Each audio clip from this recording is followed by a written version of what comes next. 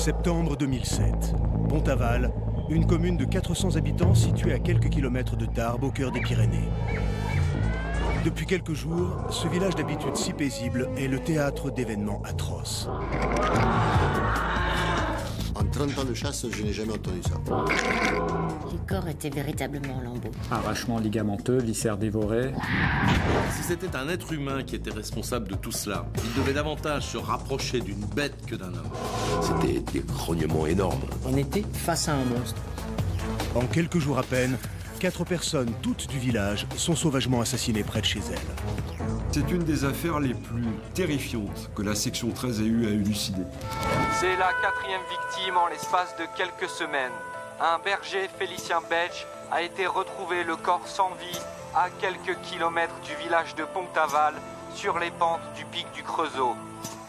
L'affaire était couverte jusqu'en Espagne, parce que ce n'était pas une simple affaire d'un loup qui s'attaquait à des moutons, mais il s'agissait d'agressions mortelles sur des êtres humains. Que s'est-il passé dans cette région Midi-Pyrénées, jusqu'ici restée sans histoire? Quel animal monstrueux a-t-il pu s'en prendre ainsi à l'homme? C'est pas une bête qui a fait ça, c'est pas possible. Face à un climat de terreur, une région sous le choc, les autorités locales impuissantes sont dépassées par les événements. Malheureusement, ils ont voulu régler ça eux-mêmes. Alors là, oui, on a décidé d'organiser la battue. On voulait arrêter le massacre. Et ils l'ont payé cher, très cher. Que s'est-il passé dans cette commune de Pont-Aval durant le mois de septembre 2007? Une bête sauvage est-elle réellement à l'origine de ces attaques? Qui, à part une bête, aurait pu faire ça? Il était impossible que de telles morsures soient humaines. Pourtant, d'après les empreintes de mâchoire... Face à l'ampleur des événements, l'état d'urgence est déclaré dans tout le département. Le ministère de la Défense décide d'envoyer son unité spéciale, la section 13. Lorsque le général Carnot, le chef des opérations de la section 13, est informé le 2 septembre 2007 de la situation, il comprend vite que l'affaire est grave et qu'il va falloir intervenir rapidement. Lorsqu'on nous a chargé de l'affaire, les autorités locales avaient déjà 4 victimes sur les bras, plus ce chasseur Hubert Leroy attaqué pendant la battue.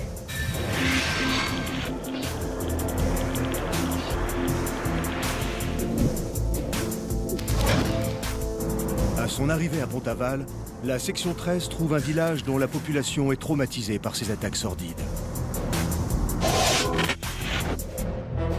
Le commandant Lournec, expert en parapsychologie depuis plus de 15 ans, avoue, et ce malgré sa grande expérience, qu'elle se sent quelque peu dépassée par l'ampleur des événements. À ce moment-là, on était perdus. On devait comprendre ce qui s'était passé et on avait très peu de temps pour le faire.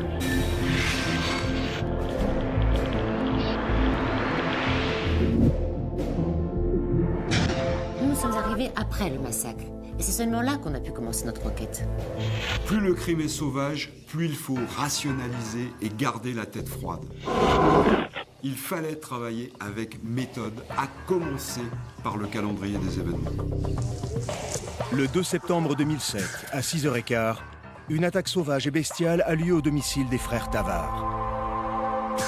Aristide Gallois, voisin des 2 fermiers, se souvient encore de cette journée dramatique.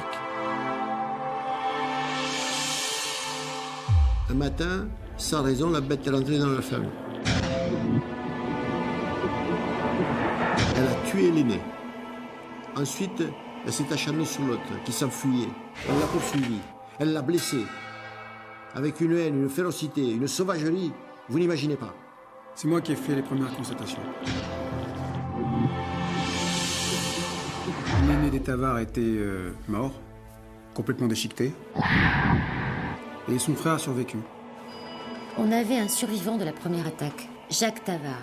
Il avait survécu alors que son frère avait été tué. Et pour nous, c'était un élément capital. Seul son témoignage pouvait nous aider à avancer et nous donner des réponses claires et précises.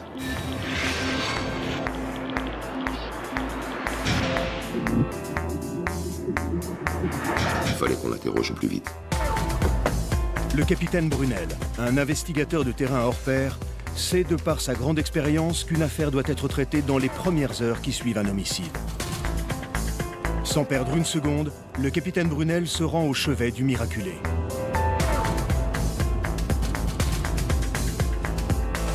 Jacques Tavard, sorti du coma une semaine après son agression, est encore très fragile et sous le choc.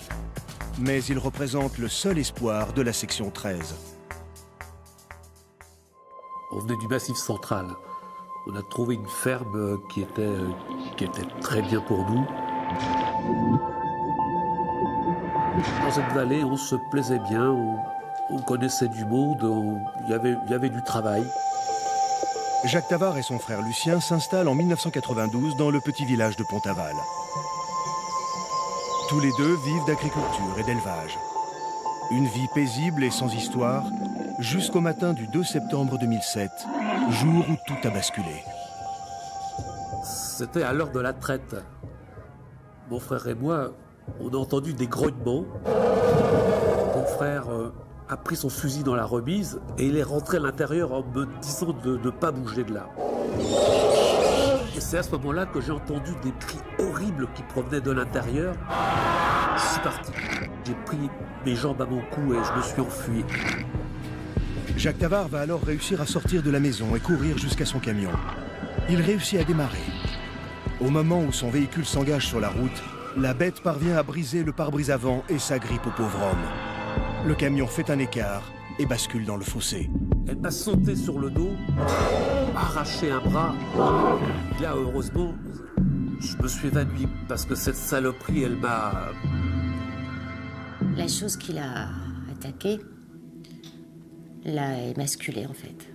Et l'a laissé pour mort, baignant dans son sang. En pleine panique au moment de son agression, Jacques Tavard n'a pas pu clairement identifier l'animal qui s'en est pris à lui.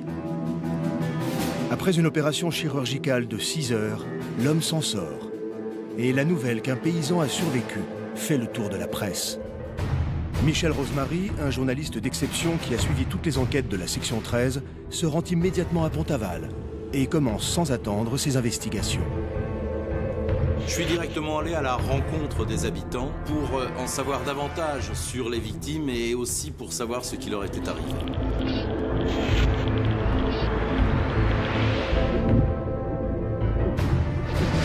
Le frère rescapé n'a même pas eu le temps de sortir du coma qu'une autre attaque survient.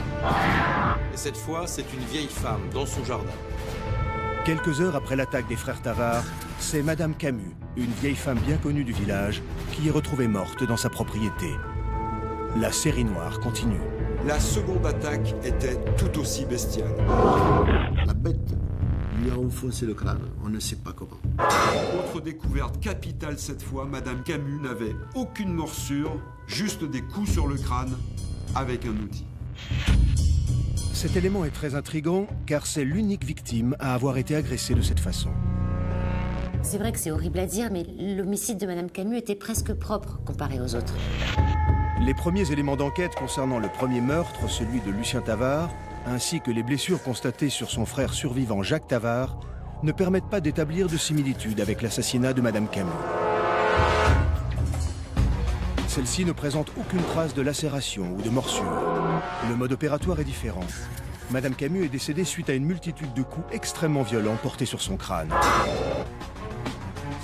La section 13 a à peine le temps de se pencher sur le cas de la pauvre femme qu'un nouveau drame survient.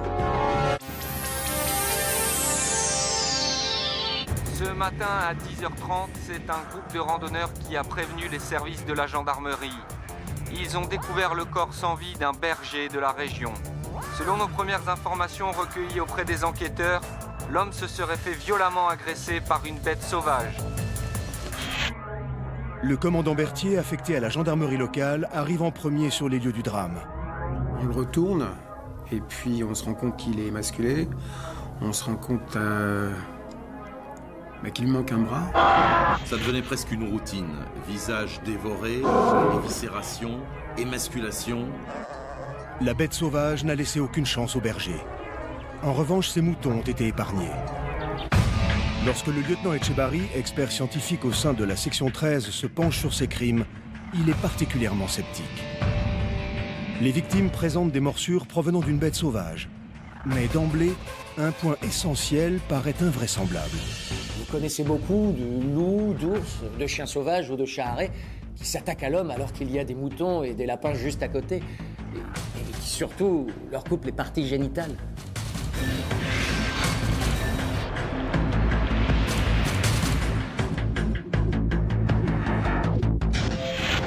Des agriculteurs agressés et sauvagement tués. Une dame âgée, puis un berger. Les habitants de Pont-Aval, sous le choc, n'en peuvent plus. Ça nous a foutu la rage. On s'est dit, mais qu'est-ce qu'ils foutent les gendarmes? Qu'est-ce qu'ils foutent? Il faut arrêter ce massacre. Les chasseurs s'étaient rassemblés sur la place du village et ils parlaient d'organiser une battue. On a essayé de les raisonner. On voulait arrêter le massacre. On voulait venger tous ces gens. Ils se sont dispersés. Puis après, on a appris qu'ils sont partis dans la montagne pour faire cette fameuse battue. On a pris les Takivalki, les meilleurs chasseurs du village. Hubert, par exemple.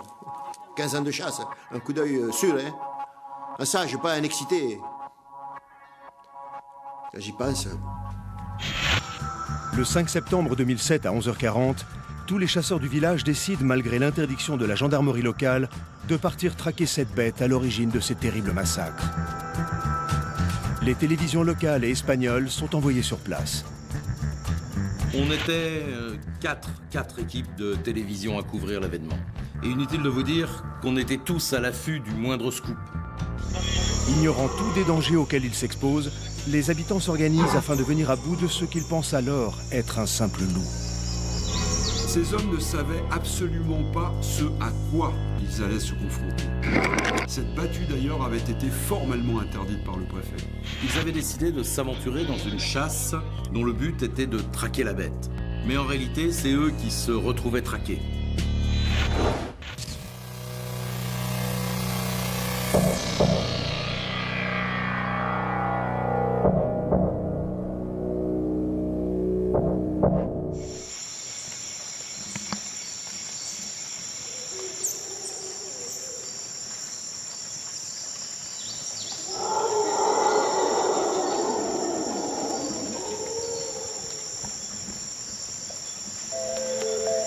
Parmi les hommes qui se sont rassemblés ce matin, on compte Hubert Leroy, 57 ans, un chasseur expérimenté. Sur ces images tournées par la télévision espagnole, on le distingue accompagné de son collègue Marc Vauban. Ce sont les dernières images d'Hubert Leroy vivant, car au bout de cette tragique battue, il va trouver la mort.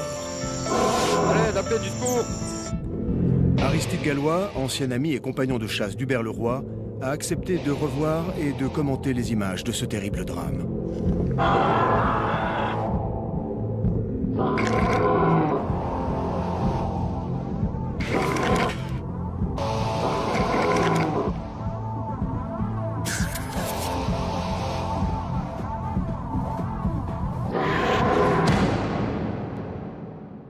Quand on chasse le gros gibier, les collègues ils se mettent en amont et ils avancent. Et ils poussent le gibier vers nous. Sauf que là, c'était pas le gibier qui nous attendait dans les forêts. Ce qui est malheureux dans cette battue, c'est que vous avez 25 chasseurs lourdement armés, prêts à tirer au moindre mouvement, et seulement 3 rabatteurs isolés. En fait, s'ils avaient eu connaissance du mode opératoire par lequel les victimes avaient été sauvagement agressées, ils n'auraient jamais laissé ces 3 rabatteurs seuls à 2 km de leurs collègues. C'est vrai qu'avec le recul, on n'avait pas conscience du danger. On était en permanence en communication avec eux. On avait les Takivalki. On pouvait nous appeler à tout moment. Ça s'est pas fait. Sur ces images tournées par la télévision espagnole, on distingue les 3 rabatteurs accompagnés d'un journaliste. Dans un premier temps, le rabatteur Alexandre Jass et le journaliste Victor Leroux partent s'embusquer sur le flanc droit de la montagne. Quelques minutes plus tard, c'est au tour de Marc Vauban, sur la droite de l'image, de partir se positionner à 1,5 km du rabatteur. Hubert Leroy se retrouve alors seul et part se positionner 900 mètres plus loin sur le flanc du pic du Creusot.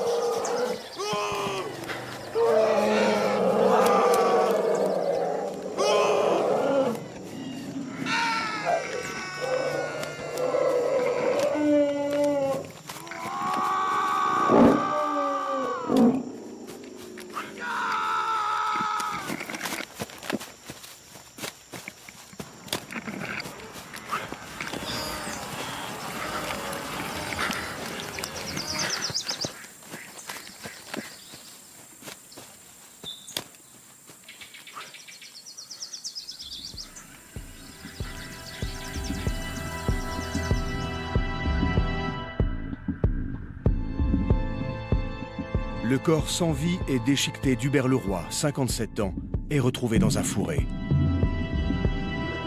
Les autorités locales tentent de faire face, mais la panique gagne la population. Après cette battue dramatique qui s'est soldée par la mort d'un nouveau villageois, par décision préfectorale, l'accès à la montagne a été formellement interdit. La mort d'Hubert, un chasseur très expérimenté, est celle de trop. Dès cet instant, les villageois réalisent alors qu'ils n'ont peut-être pas affaire à un simple animal sauvage, mais à quelque chose qu'ils ont peut-être toujours voulu ignorer. Très rapidement, les villageois ont parlé à mes enquêteurs de cette légende, l'histoire de la bête. J'y croyais pas, moi, avant cette histoire de bête. Je pensais que c'était une rumeur pour effrayer les gosses. Mais là, on était bien obligé de se rendre à l'évidence. Ce n'est pas un loup qui fait ça. En recoupant divers témoignages et en étudiant les archives de la brigade locale, on a trouvé beaucoup d'éléments relatifs à cette histoire étrange. C'est qu'il y a 20 ans qu'on en parle de cette bête. J'ai effectué les recherches dans les archives de la presse locale. Et j'ai retrouvé une dizaine d'articles consacrés à ce sujet. Tous étaient liés à des attaques sauvages ou à des disparitions étranges. Chiens errants, loups, animal sauvage, même monstres. Personne ne sait réellement ce qui se cache dans cette forêt. Les gens étaient terrifiés. On avait des centaines de versions de témoignages, c'était impossible d'y voir clair. Ce qui était certain, c'est que l'on avait 5 victimes atrocement mutilées et que l'on comptait bien trouver qui leur avait fait ça et pourquoi. Rigoureux et pragmatique, le lieutenant Etchebarri, le commandant Lournec et l'enquêteur Robert Brunel analysent dans les moindres détails l'ensemble des témoignages et indices pouvant aider à résoudre la légende de la bête. Le lieutenant Etchebarri concentre ses recherches sur l'identification de l'espèce animale pouvant être à l'origine de ces attaques sordides. Avant tout, j'avais besoin d'un topo sur tous les animaux sauvages qui pouvaient réapparaître dans ces zones habitées. Pour moi, ce genre d'enquête, c'était vraiment une première. Il arrive que certains animaux sauvages, d'habitude très rares, comme des ours ou même des lynx, s'approchent des zones habitées. Parfois, des animaux sauvages, poussés par la faim, empiètent sur les territoires humains. Mais statistiquement, ils s'attaquent très peu à l'homme. En 1991, à Norfolk, en Angleterre, on a retrouvé le cadavre d'un lynx. Et non loin de là, des fermiers ont signalé la présence de big cat, aux allures de panthère. On a même créé le terme de cryptozoologie pour étudier ces bêtes sauvages cachées parmi nous. La cryptozoologie est un terme inventé par le biologiste écossais Ivan Terence Sanderson. Il s'agit de la science qui étudie les animaux dont nous n'avons reconnu aucune existence officielle, mais seulement au travers de témoignages, pièces anatomiques ou photographiques qui ne constituent pas une preuve en soi. La cryptozoologie est très souvent utilisée lors de l'étude de gravures ancestrales laissées par nos pères, avec des animaux dont l'existence n'a pas été prouvée. Le champ d'étude de la cryptozoologie ne se limite pas aux Bigfoot, Yeti et monstres du Loch Ness, mais s'étend à toute créature vivante non identifiée, pour autant que la taille soit égale ou supérieure à celle d'une grenouille et qu'elle ait laissé une trace dans l'esprit humain.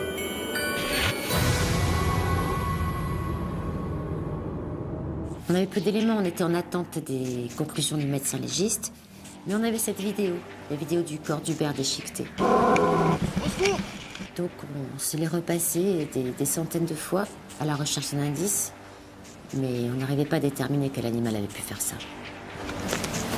Malgré l'examen méticuleux de la vidéo tournée par la télévision espagnole, ainsi que l'analyse des traces et prélèvements effectués sur les lieux du drame, la section 13 ne parvient pas à trouver de réponse. C'était assez décevant. Impossible de savoir quel animal nous chassions. Je comptais sur la médecine légale pour nous faire avancer, parce que c'est la seule discipline capable d'analyser une morsure. Si par exemple un requin laisse une morsure de 50 cm, on sait que sa taille va être de 6 mètres. C'est très précis. Les enquêteurs de la section 13 vont se baser sur la taille des morsures, afin de déterminer quel type d'animal a pu commettre un pareil carnage. Le lieutenant Etchebarri va analyser en laboratoire la salive prélevée sur le corps des victimes, afin d'identifier un éventuel ADN. Les premières conclusions du médecin légiste s'avèrent être particulièrement troublantes. Quand le légiste nous a communiqué ses résultats, je lui ai fait répéter pour être sûr d'avoir bien compris. Selon lui, la bête qui avait attaqué 5 villageois était un être humain.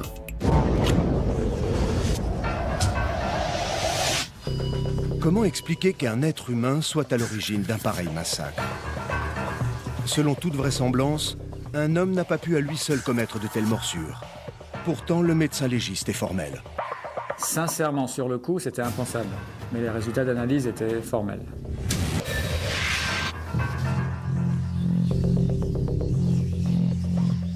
J'ai spécifié que les traces de morsures relevées sur les victimes provenaient d'une denture humaine, mais que la salive et autres traces d'ADN relevées sur les corps ne correspondaient pas à un génotype humain.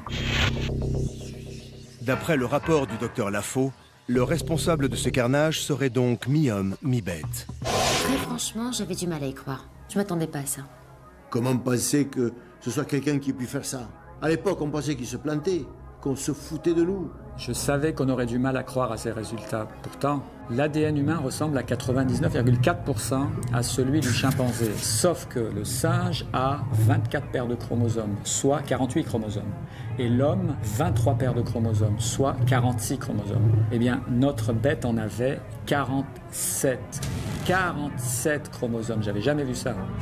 Selon nos spécialistes, c'était un ADN partiellement humain, une sorte de chaînon manquant. Les conclusions médico-légales tombent. Elles sont indiscutables. Pour chaque homicide, la cause de la mort est due à des morsures humaines.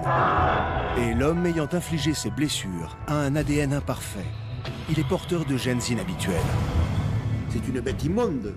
C'est pas un humain qui peut faire ça. Ce que je retenais surtout, c'est que les empreintes de morsures sur les victimes provenaient d'une même dentition humaine. J'ai été particulièrement impressionné par le déroulement pour le moins inattendu de cette enquête. Et dès le lendemain, je titrais « Drame des Pyrénées, la bête humaine ».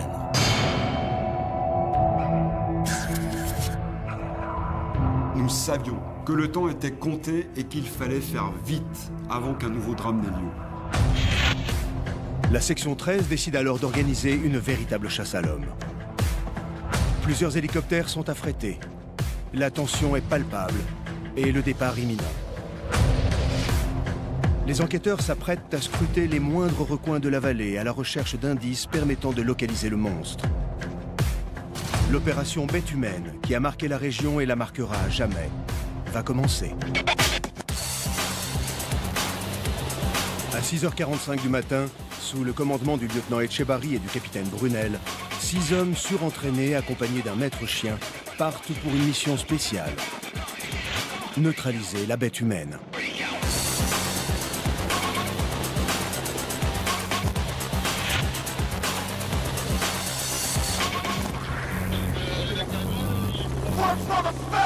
La forêt pyrénéenne est particulièrement dense.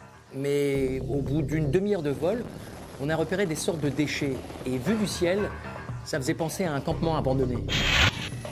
Le haut commandement de la section 13 ordonne alors une inspection au sol afin de déceler une présence récente humaine ou animale.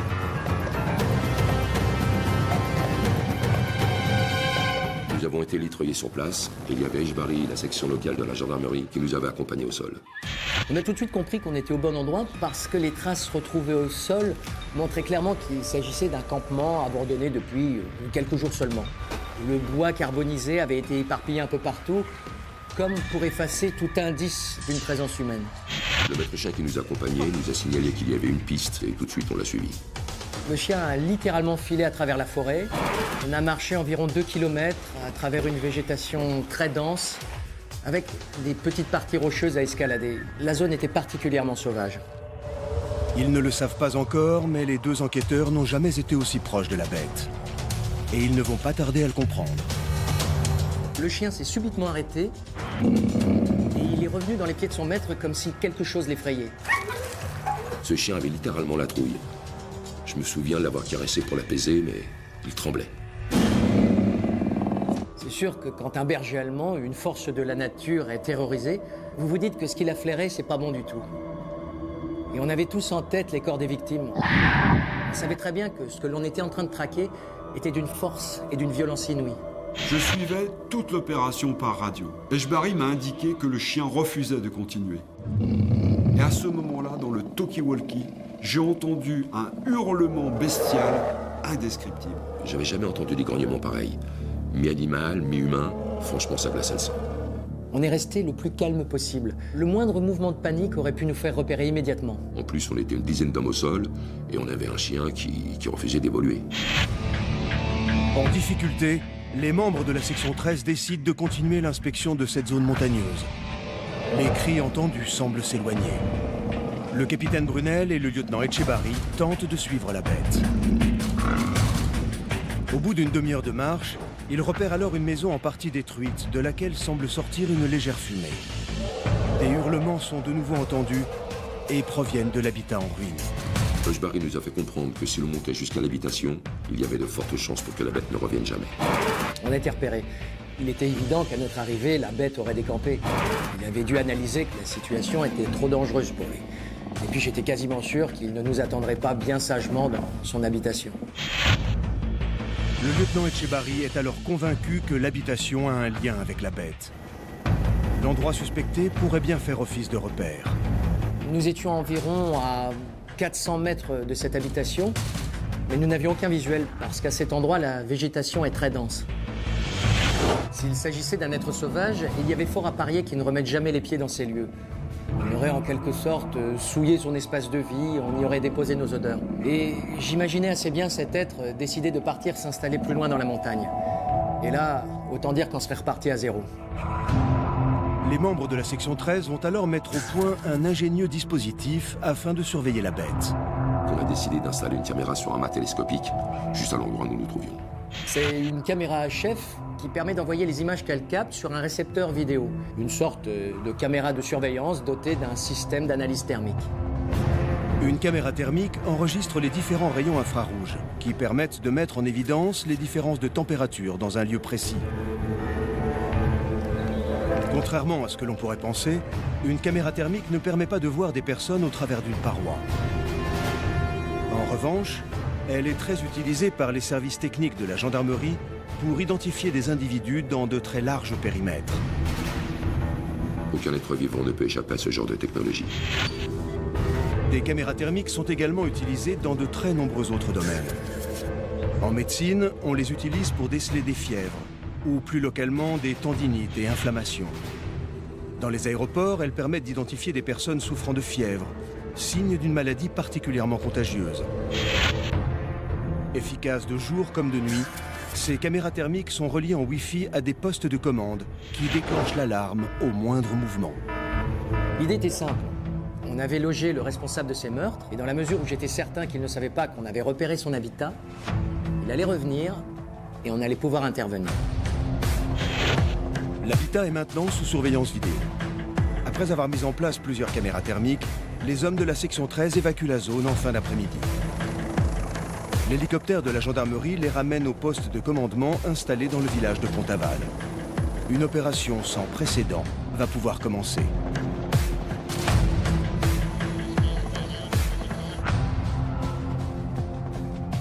Le terrain étant escarpé et difficile d'accès, il fallait, pour que le piège fonctionne, intervenir rapidement et discrètement. Il fallait intervenir par les airs, et la solution la plus efficace, c'était le drone. Un engin sans pilote, extrêmement discret et particulièrement rapide. Un drone est un avion miniaturisé et télécommandé pouvant emporter des charges utiles, destinées à des missions de surveillance, de renseignement, de combat ou de transport. Ces avions sans pilote sont très utiles dans les opérations à haut risque. Le drone a été équipé pour l'occasion de grenades à gaz paralysant. Ce type de gaz se répand très rapidement sur une zone très large. Il n'est pas particulièrement dangereux pour l'organisme, mais il a l'avantage d'immobiliser et d'affaiblir considérablement tout individu qui l'inhale pendant plusieurs heures. Une fois le drone passé sur zone et la cible gazée, on avait cette fois le temps d'intervenir par hélicoptère et surtout d'interpeller ce monstre. Sauf que rien ne s'est passé comme je l'avais imaginé.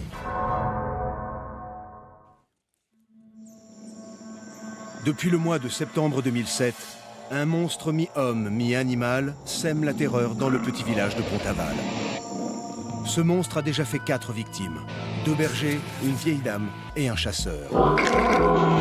Seul Jacques Tavard, un agriculteur, a survécu miraculeusement. Fait extrêmement troublant, certaines de ces victimes ont été émasculées. Les villageois à bout de nerfs ont tenté de mettre fin au massacre, mais la battue organisée s'est soldée par un drame. Face au risque évident de récidive, la section 13 n'a que très peu de temps pour neutraliser le monstre. Leur seul espoir, envisager que la bête retourne vers son habitation.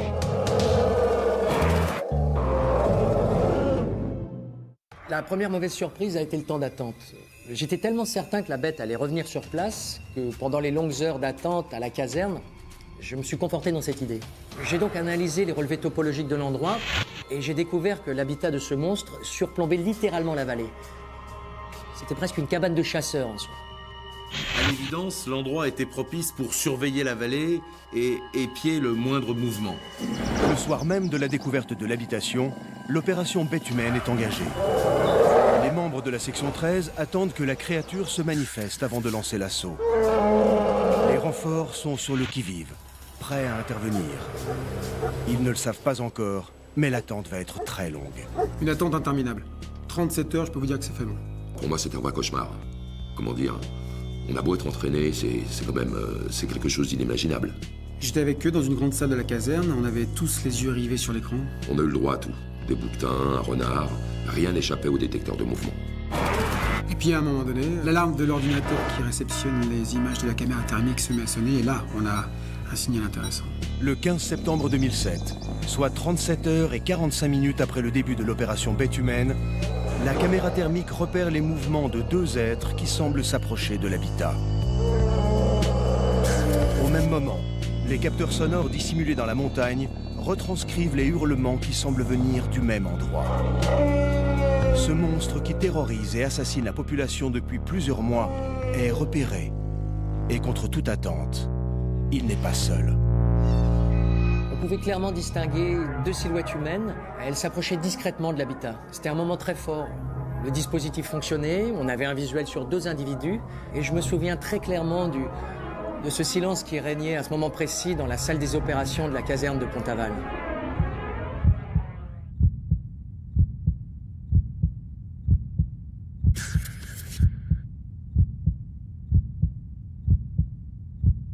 Au bout de 5 longues minutes, les deux suspects ont fini par entrer dans l'habitat. Et là, j'ai donné l'ordre d'envoyer le drone armé. Le drone contenant le gaz paralysant arrive sur zone au bout de 4 minutes. L'ordre est alors donné aux membres du GIGN de se diriger en hélicoptère vers l'habitation suspecte. Leur objectif, capturer le monstre. L'opération s'est déroulée exactement comme prévu. Ils sont partis 8 minutes après que le drone a gazé la zone. En l'espace de quelques secondes, les membres du GIGN équipés de masques à gaz sont élitreillés sur place. Les 10 hommes spécialement entraînés pour ce type d'intervention vont pouvoir appréhender les deux mystérieux individus.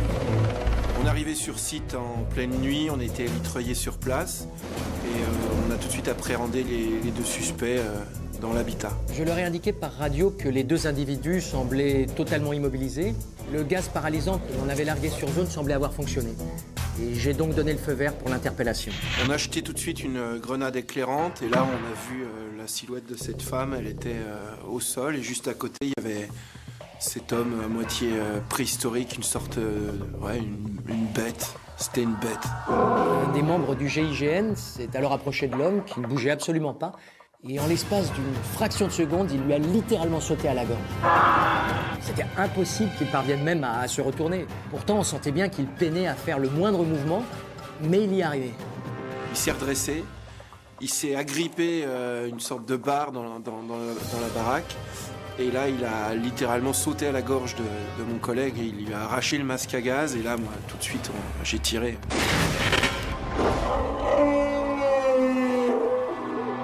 À ce moment-là, ça dure une fraction de seconde à peine. On est devant l'écran de surveillance, impuissant, et puis il y a ce second coup de feu.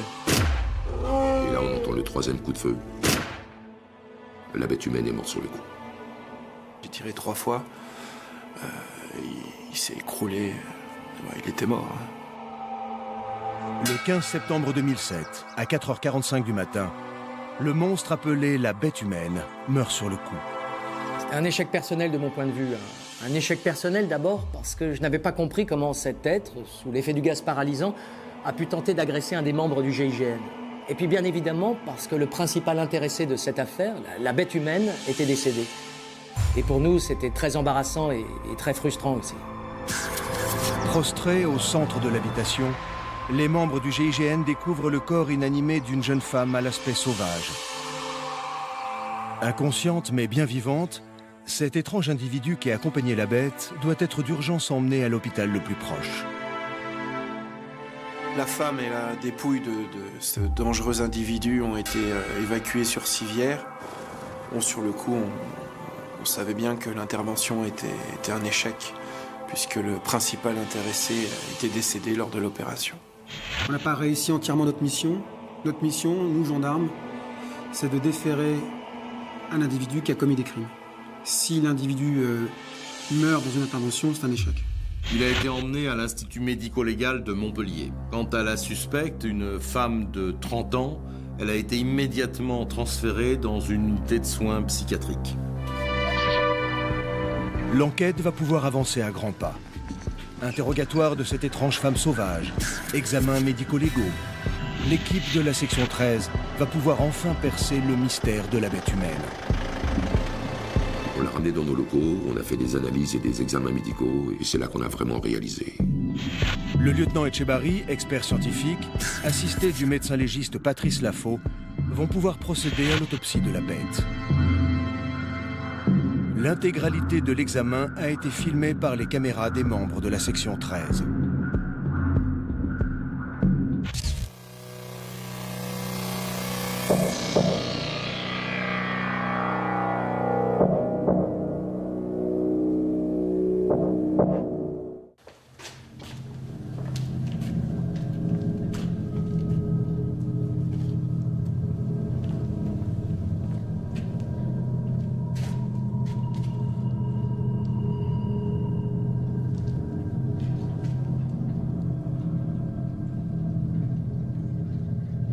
Traits simiesques.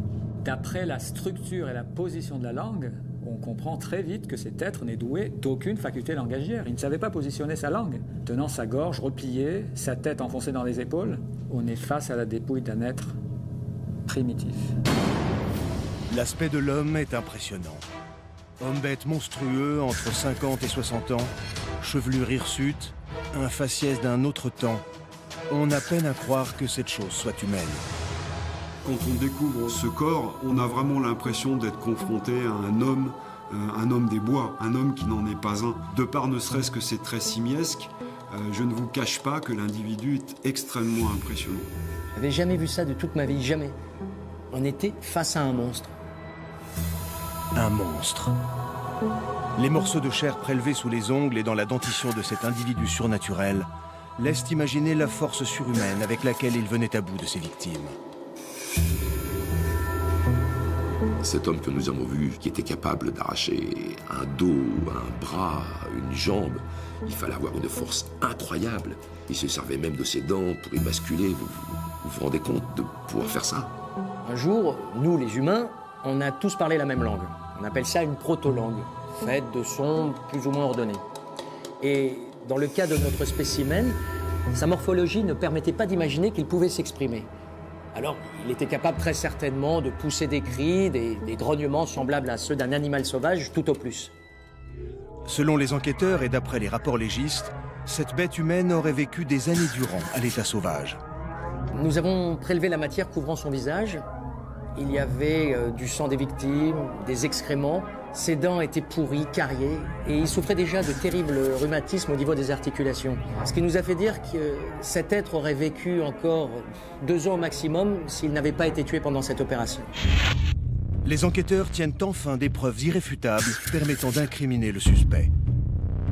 C'est donc bien cet être, mi-homme, mi-bête, le responsable de ces crimes sordides. L'ADN correspondait en tout point à celui de la salive relevée dans les morsures des victimes.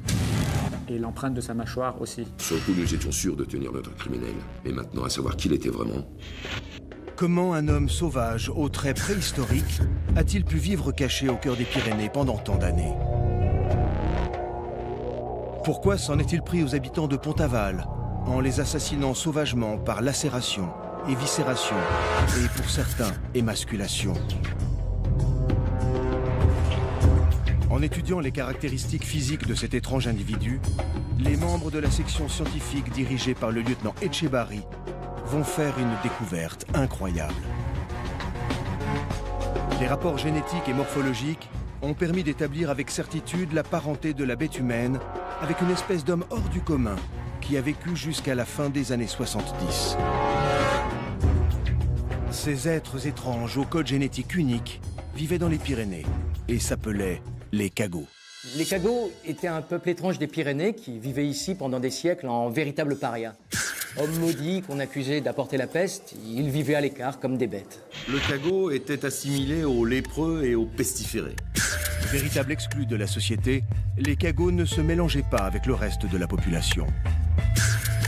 Méprisés par les autres villageois, il leur était interdit de vivre dans les mêmes quartiers, de marcher pieds nus ou de posséder du bétail. À l'église, ils ne pouvaient pas rentrer par la même porte que les fidèles, et le prêtre leur tendait l'hostie à l'aide d'un bâton. Ils vivaient en communauté, se mariaient entre eux, et tous vivaient dans les Pyrénées-Orientales, à l'endroit même où la section 13 a découvert l'habitation suspecte. La consanguinité issue de ces mariages a peut-être engendré un monstre comme une bête humaine.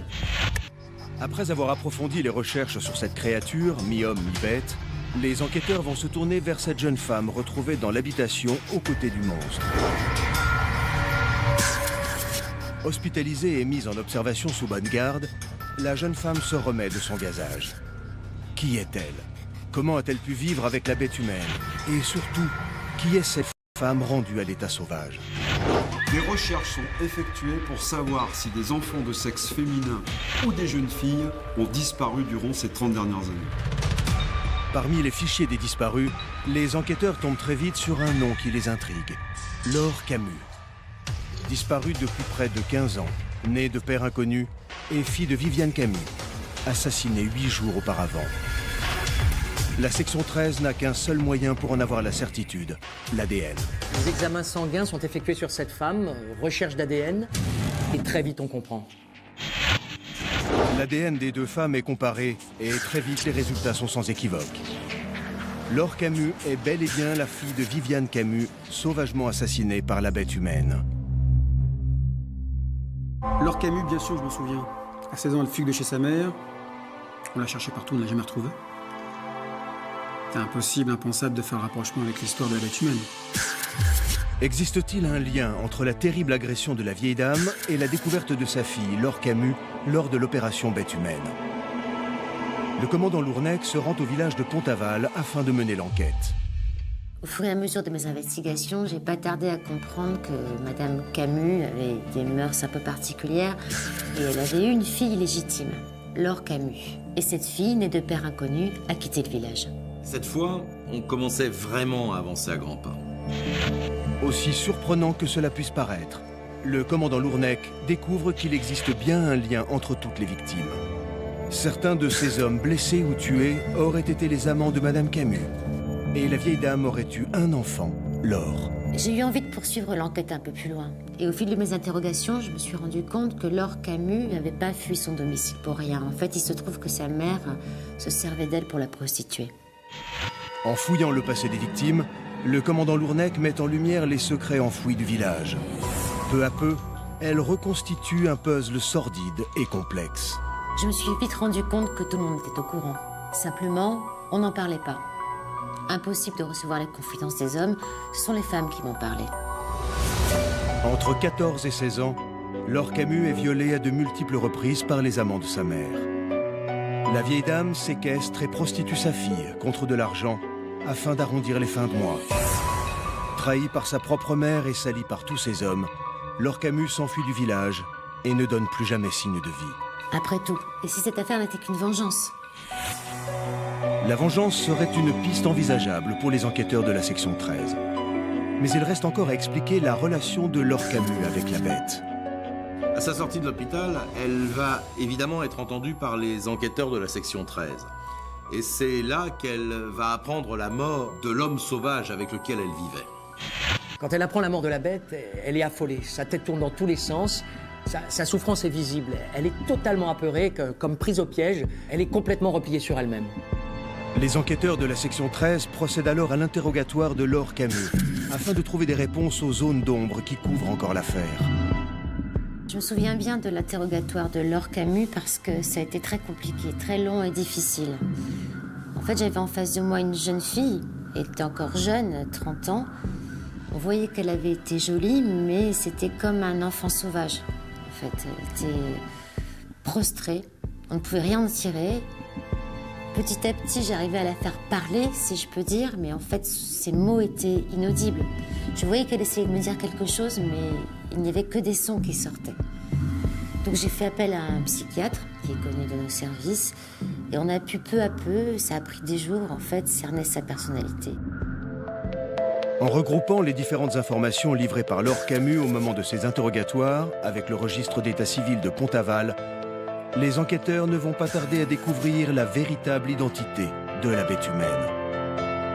Lors de sa fuite, il y a 15 ans, elle avait été hébergée par un ami, David Morales.